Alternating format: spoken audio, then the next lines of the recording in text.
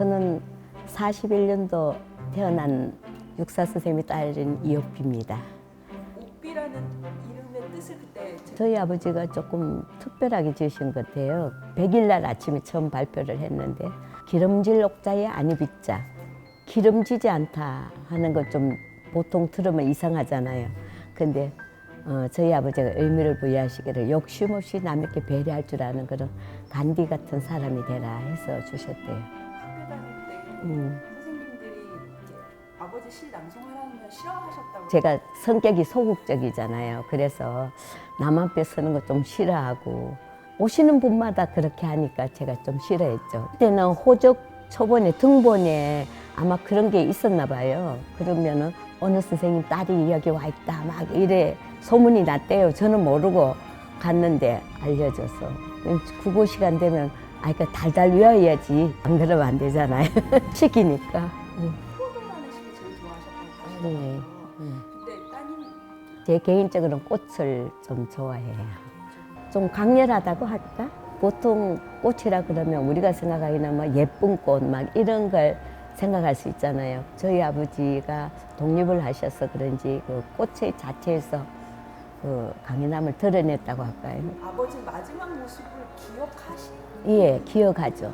아버지가 청량역에서 이제 끌려가신 그 마늘은 3살이죠. 저희 어머니가 이제 원체 경황이 없으시니까 저를 데려갈 생각을 못 하시고 우리 집 가깝게 그 이웃에 사시는 저희 할아버지 계셨어요. 그 할아버지 댁에다 저를 맡기고 갔는데 그때의 정황이 일본이 어려운 상황에 놓여 있고 그러니까 국경으로 체포가 다시 돼서 간다는 것은 이송이 된다는 것은 좋지 않는 징조다 이렇게 생각을 하셨대요. 그 할아버지가 부녀지간을 좀 만나게 해줘야 되겠다 이런 생각을 가지셨대요.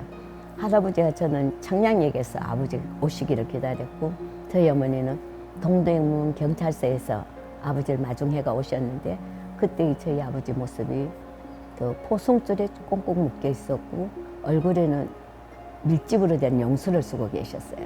뭐 어린 딸에게는 굉장히 놀라고 충격이죠.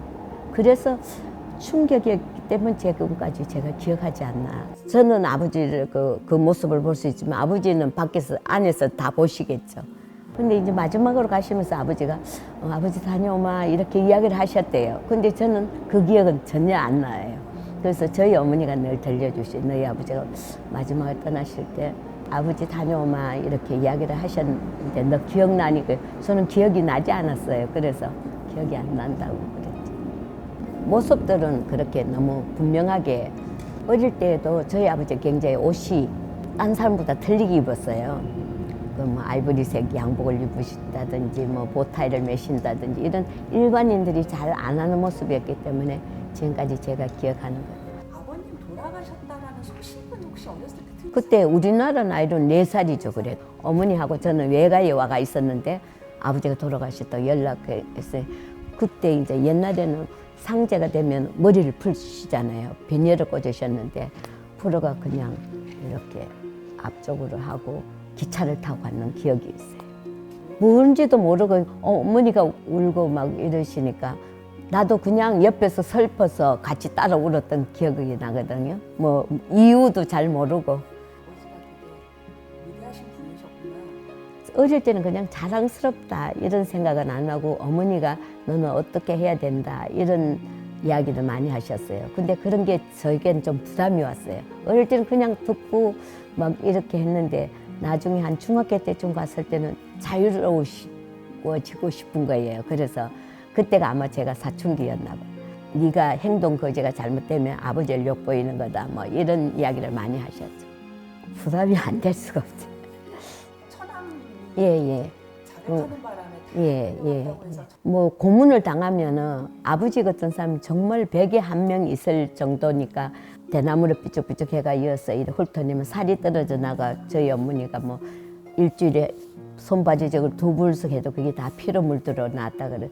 그런 일이 있어도 저희 아버지는 나는 모른다로 일관했으니까 매도 맞으시고 뭐 그런 것도 있고 방법이 여러 가지라 그러더라고. 근데 저희 아버지 매일 끌려나가는 감옥에서도 수인들이 다 벽을 쳐가지고 그 암호로 264번이 지금 끌려나가고 있다고 그 수신호로 해가 그래서 아침 저녁 끌려나가니까 다 알았다. 그래서 유명한 264번이 알려져서 264라는 호가 생긴 거죠. 들어오실 때는 또 막 초죽음이 돼가 들어오고 그런 분이 몇 대 계세요. 저희 삼촌은 성격이 유하시거든요.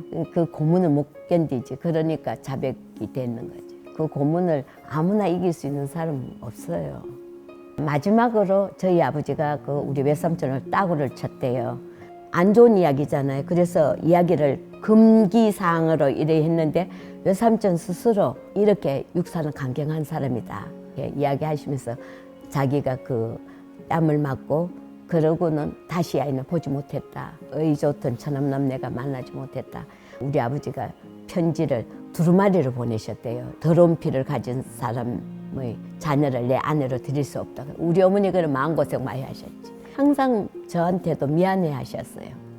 외삼촌 직접 입으로 본인의 입으로 그렇게 실토할 때는 그게 얼마나 고민스러웠으면 그래도 사람들 중에 서가지고 그걸 이야기를 하시더라고. 육사가 이렇게 분명한 사람이라고. 나는 육사보다는 약해서 나약한 사람이라서 그래 됐다고 그 이야기 하셨거든요. 아버지가 하셨던 얘기 중에 가장 마음에 남아있는 얘기가 있으실까요? 전에 그 석조 선생님이 한번 이야기하시더라. 그 아버지가 독립운동을 하신 걸 알으셨냐고 물었더니 나는 물어보지를 않았다고 그러셔. 자기는 나약 육사처럼 그렇게 강인하지 못해가지고 내가 알아나서 만약에 나에게 경찰이 와가 물었다 이러면은 난 나약해서 그걸 육사처럼 꿋꿋이 견뎌내지 못하니까 진심으로 사귀는 친구로 생각했지. 그런 이야기를 한번 하셨고 그 이제 눈받기를 좋아했다고 막 그러시더라고. 근데 그래서 니네 아버지가 나하고 눈발짝했는데 그 약속을 아직까지 못 지켰네 이러시더라고. 아버지 수필에도 그게 잠시 나오는데 눈밟기를 답사하기를 좋아하셨. 가기 전에 우리 한번 감세 이렇게 했는데 못 만났다고. 그러고 못 만났으니까 그 이야기는 하신 것 같아요. 아버지의 시를 지금 이 영상을 보는 친구들이 배우고 있을 거예요. 그 친구들에게 해주고 싶으신 이야기. 독립적인 거는 우리나라에서 그렇지만은 시로서는 뭐 어디 가도 내놔도 부럽지 않다고 생각하거든요.